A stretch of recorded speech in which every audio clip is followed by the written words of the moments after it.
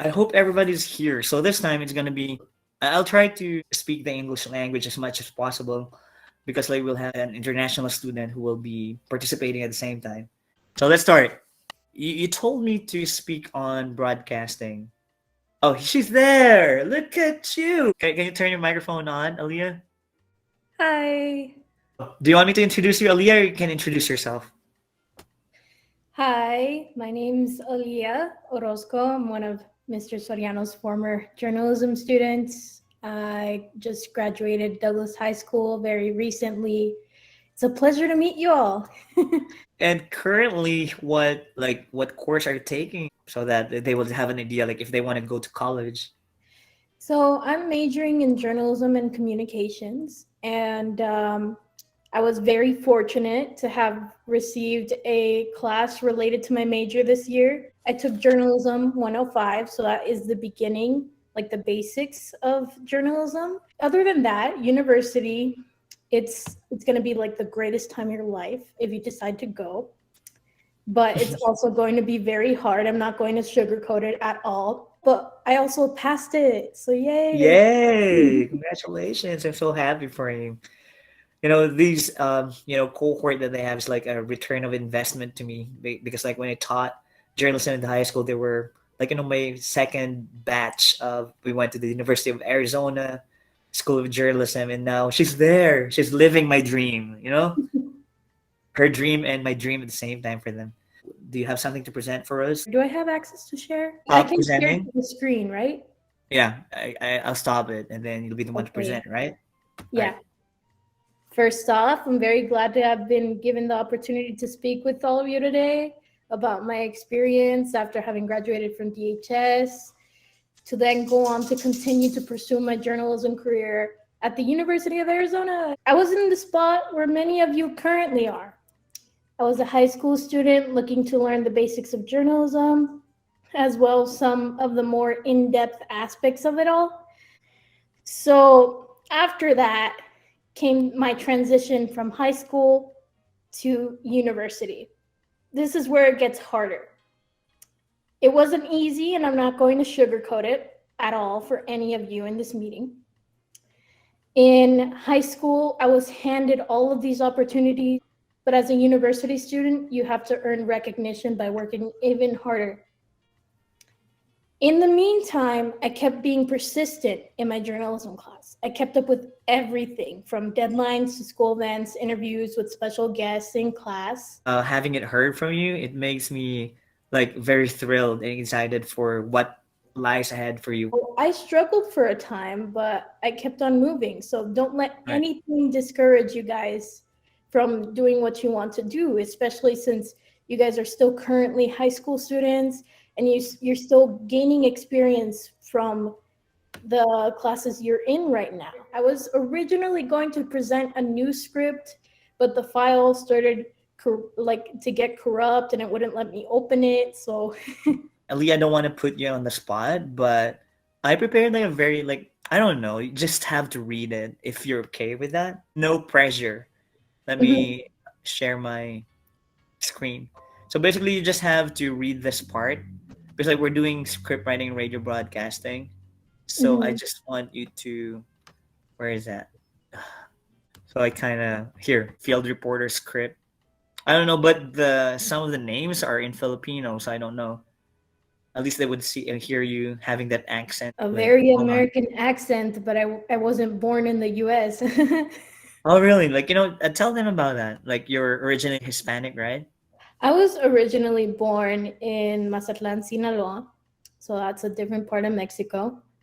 And I grew up with my first language being Spanish, and Mm-hmm. I was in an ELD class for up to I think it was the 7th grade, and then Mm-hmm. I started understanding English more. But So look at you, like us being second language learners from the Philippines. So, it's a good inspiration as well for us to have you.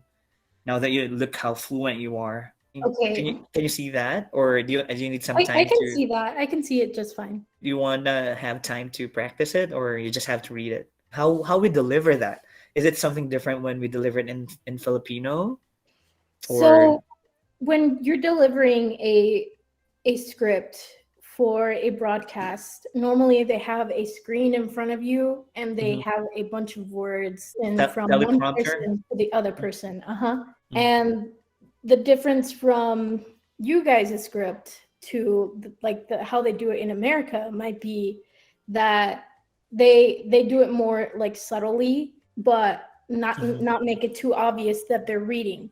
It takes years of practice to be able to read and make it look like you're not reading off of a screen when you're broadcasting. Mhm.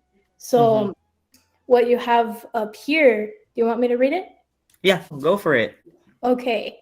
So because of the breakdown of trains in the MRT, Senator Grace Poe, the head of the Metro Rail Transit, proposes to have a proper and fast solution to the said problem. Based on head of MRT committee, they are doing their best to solve the problem, most particularly to the maintenance bidding. Yeah, let's give her a Yeah, round of that's it. applause for that. You just have Good to read job, it. Aaliyah. You have to So, read it very naturally, so it doesn't look like you're panicking. Like most students in a class, when they're reading, they're like, because of the breakdown of the trains in the MRT, Senator Grace Poe, the head of the Metro Rail Transit, proposes to have a proper and fast solution to the said problem. They're reading very fast. So when you have viewers that come in from different places, they're not going to be able to get all that information if you're reading at a very fast pace. So you have to train yourself to read very calm. And sometimes you could get very anxious reading the scripts for like a news broadcast. I know what it's like because in my first couple of weeks, I had to get up in front of a class and read to everyone, and it was very terrifying. But let me tell you, you get better at it. You get better correct. at Yeah. Like through practice makes perfect. So, it. Mhm. Oh yeah. So Aaliyah, I mean, can you do it again for the last time, at least for retention for us to remember? Okay. Because of the breakdown of the trains in the MRT, Senator Grace Poe, the head of the Metro Rail Transit, proposes to have a proper and fast solution to said problem. Based on the head of the MRT committee, they are doing their best to solve the problem, most particularly to the maintenance bidding. All right, yeah, good job, Aaliyah. Thank you. Guys, hearing it from Aaliyah, so that's where we're gonna be having our springboard of our discussion right now. So yeah, Aaliyah, thank you so much. If I don't know if you want to stay more or yeah, if you want to leave, that's okay. And I have to keep going with the discussion of it. All right, I owe you big time for this. Yeah, I'm It's gonna a, see you soon. All right, and then yeah, all right, I'll see you around. all right. Thank you. All right, bye. So that's it, guys. That's where we're gonna start. Going back, sige, tuloy na tayo. Okay na ba yun? So I hope, having heard it from Aliyah, I mean, make it natural. Before, for script writing, radio broadcasting, magpapascreen talaga ako ng dapat ito ka boses ni Jessica Soho, dapat ito ka boses ni Alvin El Chico. I think there are certain differences na parang along the way ma-realize mo na it's not about it. Be natural. Kung ano yung natural voice mo, edi yun yun. Bakit mo ipipilit na maging Corina Sanchez kung hindi naman ganun ang boses mo? Basta make it clear when you pronounce the words, it should be na-emphasize mo yung sounds. Kagaya lang ganun. Pero you can have a broadcast, gaya ng sabi na Lia, if hindi ka marunong gumawa ng script. Or it's the other way around. Pwede naman na scriptwriter ka pero hindi ka magde-deliver. Pwede rin naman na magiging broadcaster ka pero hindi ka gumagawa ng script, no? So yun yung gagawin natin ngayon. So let's start with script writing and radio broadcasting. Sige. Now, let me present it. Bibilisan ko lang. Maiksi lang to. Sige. Here. I'd like to read that. Sige daw. Sino magsisimula? I think si Yang ready na eh. After narinig si Aliyah, parang gusto ko rin na ganun. Okay. A radioscript is a written material that has verbal and non-verbal action. See? Ganun na mga kwan. Kayang-kaya talaga na ng taga-Ateneo kung may contest. May isang team ka na, Sir Real, for radio broadcasting. It's as simple as that. It's a written material. So, may verbal, like when you say it, and yung may mga instruction na sinasabi. So, mamaya ipapakita ko sa inyo yung mga example ng verbal and non-verbal. Sige, next. Yeah, let's keep going. Giancarlo, read it. Importance of Radioscript to ensure technical accuracy of information, to ensure continuity of program, and to maximize airtime. Right, thank you. Gaya ng dati ha, 'di ba ang boss ni Giancarlo hindi siya yung makapal, kundi parang makuan 'di ba, matines siya kasi siyempre nagbibinata pa si Giancarlo. So yun, hindi mo kailangang ipilit na, "Oh, importance of radio script." Parang kailangan mo talagang buuhin. Let's break that stigma na dapat ang boss mo parang ka-boss mo talaga si Noli De Castro. No, be natural. Kung ano yung boss mo, for as long as klaro yung pagsasalita mo. Siguro kung may contest ngayon, hindi na ako hahanap ng gano'n. Bonus na lang yung maganda ng boses kaagad. Kasi made-develop naman yan. Importante, yung pag sinabi ko na magbasa ka, kayang-kaya mo, nandiyan yung confidence kasi made-develop lang naman yan. But basically, it should be accurate of information, ensure continuity of program, and maximize airtime kasi radio broadcasting, yung kalaban natin is yung time. Ilang time ba yung ilalaan mo sa pag-deliver? Ilang time ba yung para sa advertisement? So, ganun. All right, so type of script, news script, interview script, spots, blogs, drama, magazine program, and documentary. Yung sinasabi ko ng script ngayon sa radio broad to ha. Iba din pero feeling ko parang pareho lang naman ng basic mechanics yung radio broad sa TV broad. So ang kailangan sa TV broad dapat visual lang siya. Sa radio broad pwede kang magtago at saka microphone lang, di ba? What we're doing right now is the news script. So very good talaga yung schedule nung sana kung natuloyan kahapon na nag-start kayo ng news. Meron kayong sports ngayon sa akin. I-follow up nyo lang sa susunod. Next. So things to remember when writing a script. It should be double space, type of lines, and paragraphs. Why? Para hindi, di ba minsan pag magbasa ka, di ba kahit yung pinabasa ka ni sir mo or ni mamo ng text, di ba pag dikit-dikit, instead na doon ka sa first line, napupunta ka na doon sa third line, at saka minsan parang natatawa ka lang, bakit na nakalimutan yun, nag-jump siya sa next. Kasi nga, gaya niyan, kung wala siyang space, di ba parang masyadong dikit. Pero if it's double space, so maganda kasi nakikita. So basically, dapat double space. All spoken lines should be typed in big and small letters. So for example, ito yung sasabihin ng anchor or let's say ng field reporter, then dapat ganun, big and small letters. Pero yung instruction, dapat naka-capitalize. Say for example, you need to put a page number in a script. Why? Practice tayo, doon tayo sa kwan. Basahin mo yung page 5. Madali na lang kasi may number na siya, may page number na. And then make each sentence a paragraph, yes. And then make the script short and simple. Break down long sentences for easy readability. Sige, next. Other important reminders about writing a script. Use short, ordinary conversation words. Avoid this, that, former, and latter. Avoid words with hissing sounds.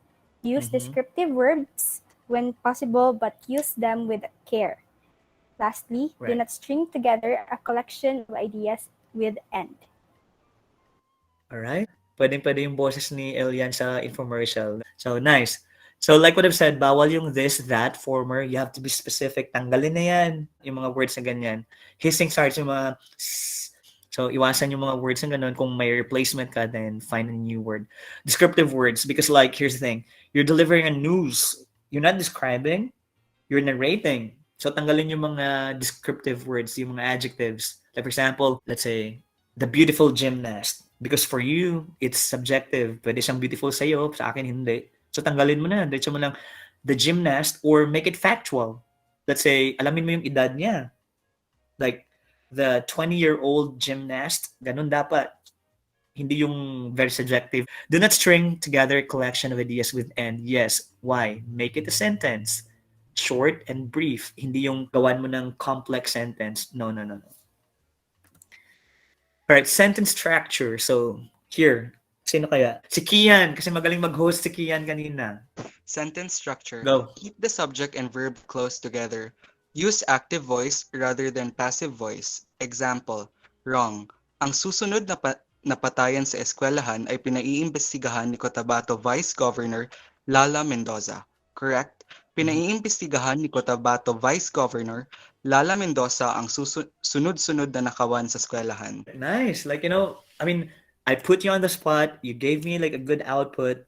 Paano na ako nakapag-practice pa?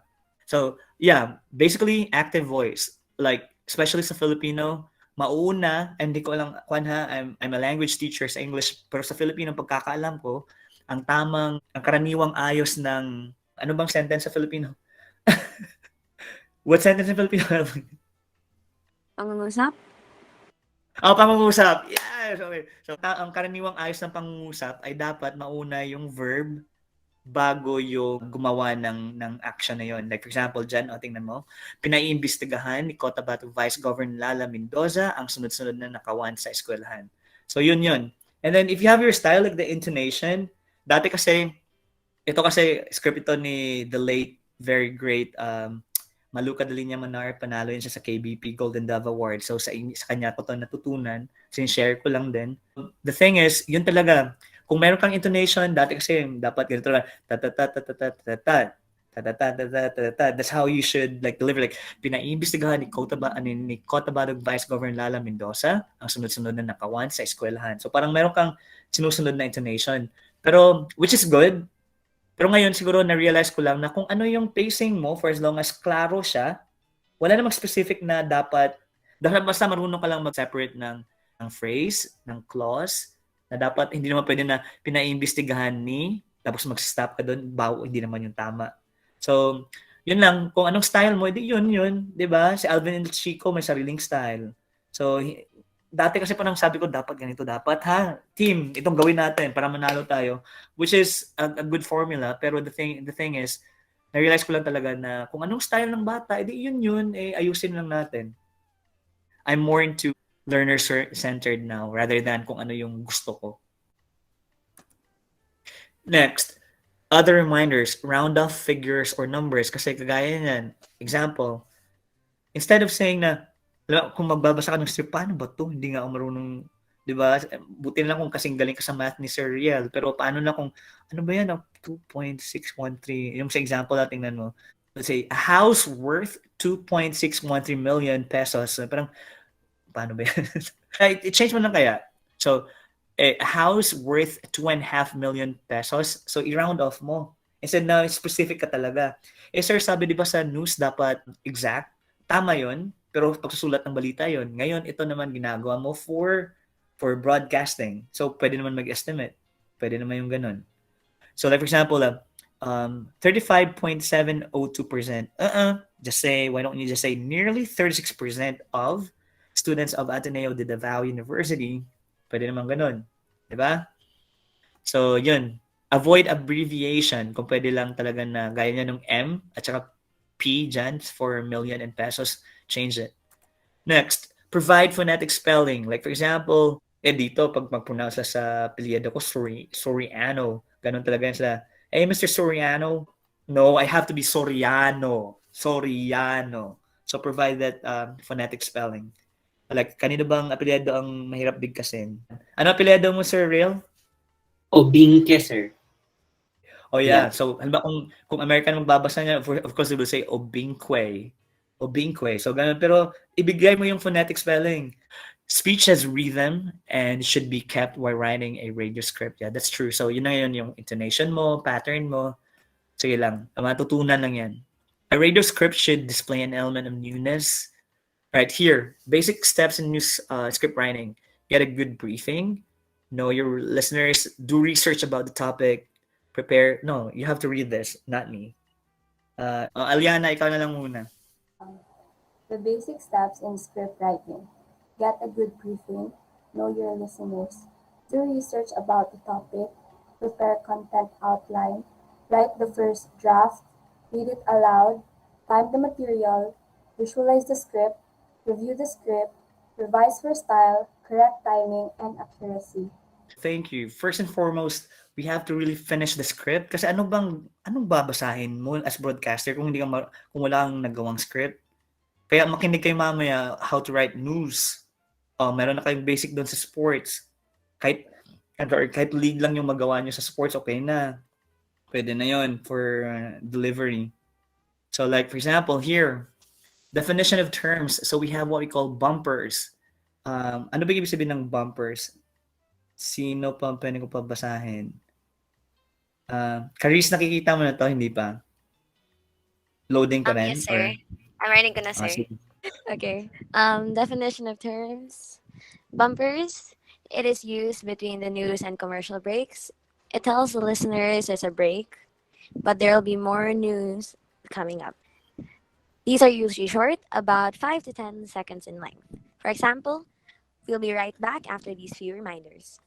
Oh, ang galing. Ganda ng ng register ng boses. Kahit hindi masyadong naka-volume up yung laptop ko, naririnig ko. Well, do you have a background for Radio Broad dati, Caris, nung junior high ba or ng elementary? Actually, I have no background in journalism, sir. It's just that I grew up speaking English, and also I liked watching news when I was younger. So I definitely adapted the accent that was said in, especially ANC. So I Oh, that's nice. definitely grew up with that. That's the advantage. So the Thankfully Senior High That's School is my good. first experience of journalism as a whole. So I'm still an And amateur, you're but learning from you and the opportunity to learn is definitely great. all right. Next, you have intros and your outros. So, si Julio. Gusto ko marinig si Julio. Hello, sir. Good morning. Good morning. Gusto mong basahin? Intros or Yan. outros? This is the signature to your show. When your audience hears your intro piece, it's a familiarity that bonds them to your show. Your outro is a subtle signal that the program is coming to an end. Right. Thank you. Alright, so pwede din parang maging weatherman itong si Julio, or let's say kung meron ka ng TV broadcasters, di ba? No? So, very good. So, ito yung, when you say intro, it's like the start. Like say, for example, kagaya niyan sa GMA News, parang walang kinikilingan, walang pinoprotektahan, walang, di ba? Yung serbisyo totoo lamang. Or let's say yung kay Kabayan naman, di ba? Di ba? Magandang, ano tawag yan? Yung parang pinoprolong niya yung kanyang outro minsan. So, yun. Pwede itong mga signal words mo. So, gawa kayo sa inyo. So, hindi ko alam kung anong gusto nyo gawin. Like Blue Bridge, I don't know. So, gawa kayo ng outro nyo at saka intro nyo. Maraming magaling gumawa ng script dyan. Yang, Gian, ano ba yung outro nyo sa TV Broad nyo dati? Sa arangkada, sir. Sige daw, Wala try ko mo alam. daw. Na-remember mo pa? Naglilingkod ng walang alinlangan, pawang katotohanan lamang. Oh, di ba? Or let's say meron kayong promotional ad or video. Di ba? Think about it. May mga background yung iba dyan, for sure, sa editing. Alright, next. So, stingers, this is a fast piece of music or sound effect to emphasize what the anchor reporter just said. These are very short, 1-3 second pieces. I don't know if I have some examples of that. And ewan ko kung mapaplay ba siya. Try natin yung mga sound bites natin. Ito ang stinger natin. Sample lang. Ito. Ewan ko kung if you can hear it, I'll have to. May time pa ba ako, Rian? Akala mo matapos pa 12? Sir, quarter to 12 po. 11, ganun. Sige, here. So, stingers, teasers. So, ito yon. It is used to stimulate. Sige, pabasa natin. Si Elian. Teasers. Yeah? It's used to stimulate curiosity so that the listener stay tuned. These are story pitches, headline, or a summary of a story. Example. Isang higanteng sawa nakita sa loob ng isang eskwelahan sa lungsod ng Davao. Oh, perfect. O, yung ganda ng boses ha. Pwede pang very fresh, pang showbiz na social na showbiz reporter. No? Parang ganda ng register ng boses. So, paano i-introduce ni Kian, let's say, yung, let's say, aabangan namin sa next na ibabalita? Yung example, try mo daw basahin na in Kian way. Isang higanting sawa nakita sa loob ng isang eskwelahan sa lungsod ng Davao. Oh, parang pwede na yung local reporter nyo dyan, no? Sa ganda din ng register. Yun ang natural na voice niya. Next. Billboard. This is usually heard after the news. It reminds the listeners of the sponsors kasi kailangan yun. Let's say, gagawa kayo ng promotional video at saka ad. Saka magpa-sponsor kayo. Magaling ang Ateneo dyan eh. So like, for example, you want to read that? Like, this news is brought to you by? Sige daw. Okay, this news is brought to you by Dunkin Donut, ang pasalubong ng bayan. Yeah, pag yun ang naririnig mo, syempre parang bibili ka talaga ng Dunkin Donut. O, tingnan natin yung kay, sige, si Giancarlo.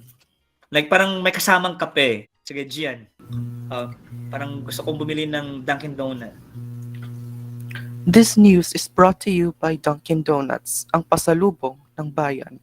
Alright, yeah. You have your distinct na voice. Okay, next. So the final step is to indicate that the story has ended. So put a sharp sign at the end of the page. If you split the story into 2 pages, never break a sentence. A radio script outline, it should include station ID. So kung meron kang station ID, time check, news plug, intro, headlines, details, extra, ulo ng balita pag Filipino, balitang pambansa, probinsya. Unless, paki-check ng memo sa DepEd, kasi yun naman lang sasalihan nyo, pagsasali kayo ng DSPC dyan sa Davao kung meron. So, meron pa sa susunod. Sundin nyo lang kung ano yung nakasaad doon. Baka may changes na rin kasi matagal na rin eh. Then, yep, of course, it should have delivery, style, technique, creativity, uniqueness. So, don't kayo mapufall sa uniqueness. And good luck! Tingnan natin kung ano ba yung mga samples natin dito. So, I have some station ID. Ito yon, may mga sample ako. I don't know where it's at. Ulitin natin. Alright, play ako ng mga siguro first 3 seconds and then pasok ka, hinaan ko yung pag-music. Alright, let's start. Mula sa bulwagang pambalitaan ng Davao City, ito ang Grupo Gapaminaw. We listen so we can be your voice. Nice, good job. Di ba no? Exciting yung gagawin natin. So, yun lang. These are the basic. Tingnan natin. I think I've made a little bit of some script. Ito yung sinasabi kanina na when you make a script, it has to be like capitalize, capital letters if it's non-verbal. Ibig sabihin, hindi mo babasahin. Instruction siya. Alright, so for example, plug in. Na ibig sabihin, kung ako magbabasa ng script, tapos ako yung technical operator nito, yun pala, plug in muna dito. Tapos si Anchor 1, siya magsisimula nun mula sa katotohanan. Then, Anchor number 2 will say Sandigan ng Bayan. Then, sabay sila, DWRH 8, 5, 7, whatever. And then, Anchor 1, miyembro, kapisanan ng mga broadcaster ng Pilipinas. Tapos, sabay na naman Anchors 1 and 2. Yun ang sasabihin. Sige daw, try daw natin to. Si Yang at saka si Caris. Yang? Sir. Ikaw si Anchor 1. Caris, ikaw si Anchor 2. Okay lang ba? Okay lang. Sige po, sir. Ay, sige, mag-music daw ako. For example, nag-music. Then, sige, pasok ni Yang. Mula sa katotohanan. Caris? Sandigan ng Bayan. Ay, nice. Ang ganda, no? Ng combination ng dalawa. Sige, go. Doon lang muna tayo. Mula sa katotohanan. Mula sa katotohanan. Sandigan ng Bayan. DWRH 857. Ayun, parang nag-echo, no? So, dapat sabay. So, it needs practice. So, okay lang yun. Basta yun ang gagawin natin. Meron din tayong field reporter script. Ayun, ito yung binasa ni Aliyah kanya from the very beginning. Yun lang, gusto ko lang emphasize din. Pagdating sa English, wala namang specific na kwan. Basta i-emphasize mo lang na, for example, like, because of the breakdown of the trains in the MRT, so pwede namang itaas mo. And then you can say, Senator Grace Poe, pwede mo itaas agad. The head of the Metro Rail Transit proposes, ito yung gusto ko i-emphasize. Pag may mga verbs, yun yung emphasize mo. So for example, you say, or yung mga big words. So for example, because of the breakdown of the trains in the MRT, Senator Grace Poe, the head of the Metro Rail Transit, proposes to have a proper and fast solution to the said problem. So pwede mo yung ganun yung mga emphasize mo, yung mga big words. Alright?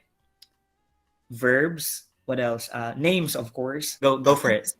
Because of the breakdown of the trains in the MRT, Senator Grace Poe, the head of the Metro Rail Transit, proposes to have a proper and fast solution to the said problem. Based on the head of MRT committee, they are doing their best to solve the problem, most particularly to the maintenance bidding. Good job. Like the whole time I'm smiling kasi maganda ang delivery. Sige, pa-try natin lahat. Kahit ikaw Rian, wala kang takas ha. Dapat you should choose Filipino or English. Kian, but before we end, kasi hanggang 12 ako, di ba? Sabi niya. Sige, go. Kian, I still have like 26 minutes. Hi, sir. Hello, Kian. What do you wanna read? Is it Filipino, English or sir. Filipino? Filipino, sir. Sige, go, Kian. You need time para basahin yan or okay lang? Diretso na tayo. Okay lang, sir. Okay lang, sir. Okay. All right. On my cue. Okay, Kian, start. Umaksyon na ang Commission on Higher Education kaugnay ng mga karahasan ng mga fraternities sa mga universidad. Maaring matanggalan ng otoridad ang mga naturang fraternities kapag napatunayang lumabag sila sa Anti-Hazing Act Law. Ayon pa kay Secretary Punsalan, malinaw na hindi akma sa ideolohiya ng fraternities ang pagpatay ng tao. Very good. Good job. Sige, Rian. I know you've been doing a lot, pero isasalang kita yung, I know, alam ko na stress ka kahit yung sa pagkawala ng signal. And I really would love to congratulate you and, the editorial staff. Lalo na rin kay Sir Riel. Alam ko na stress kayo. Kaya ayokong ipa-stress pa kayo sa akin. So, go. English, sir. Ay, Ateneo ka rin nga? Tagaruhas ka ba? Ano sa good ba? English na, sir. Good. Sige, go. Sige. Wait. Okay. You good? Because of the breakdown of the trains in the MRT, Senator Grace Poe, the head of the Metro Trail Transit, proposes to have a proper and fast solution to the said problem. Based on the head of MRT committee, they are doing their best to solve the problem, most particularly to the maintenance bidding. Perfect. Nice. I love it. Each one of you has your unique way sa pagbabasa. Thank you. Go for it. Aliana, English or Filipino? English na lang, sir. English na lang. Sige, yan. Sige yan. And 3, 2, 1. Because of the breakdown of the trains in the MRT, Senator Grace Poe, the head of the Metro Rail Transit, proposes to have a proper and fast solution to the said problem. Based on the head of the MRT committee, they are doing their best to solve the problem, most particularly to the maintenance bidding. Alright, good job. Although mahina lang yung volume, pero I can hear na magandang phrasing. Yun na yung importante ngayon. Alright? So, yung style sa susunod, madi-develop lang yan. Balik tayo kay Caris. And last siguro, paulitin natin si Yang Yang at saka siguro pang last natin si Maria. Sige, Caris. For sure, English ang babasahin ni Caris. Because of the breakdown of the trains in the MRT, Senator Grace Poe, the head in the Metro Rail Transit, proposes to have a proper and fast solution to the said problem. Based on the head of MRT committee, they are doing their best to solve the problem, most particularly in the maintenance bidding. Right, nice. All right, Yang, let's do it. Yes, English, sir. Filipino, Yang. Biskandiin. Bisa. Okay lang. Wow, palaban ha. Sige. Sige. English Yang.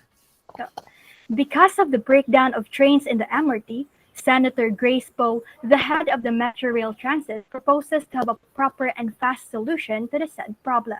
Based on the head of MRT committee, they are doing their best to solve the problem, most particularly to the maintenance bidding. Nice, good job. Makita mo tayo yung experience ni Yang sa TV broadcasting. So magaling. Go Rans, you can do it. Because of the breakdown of the trains in the MRT, Senator Grace Poe, the head of the Metro Rail Transit, proposes to have a proper and fast solution to the said problem. Based on the head of MRT committee, they are doing their best to solve the problem, most particularly to the maintenance bidding. Perfect. Nice. Good job. Kanina siguro kinabahan or na-stress si Ren sa akin na binigla ako siya. But now, you gained that confidence and more comfortable. Yun, natumbok. Ganda. Let's have Maria. Therese, last but not least. Because of the breakdown of the trains in the MRT, Senator Grace Poe, the head of the Metro Rail Transit, proposes to have a proper and fast solution to the said problem. Based on the head of MRT committee, they are doing their best to solve the problem, most particularly to the maintenance bidding. Alam, galing din. Hindi rin patatalo.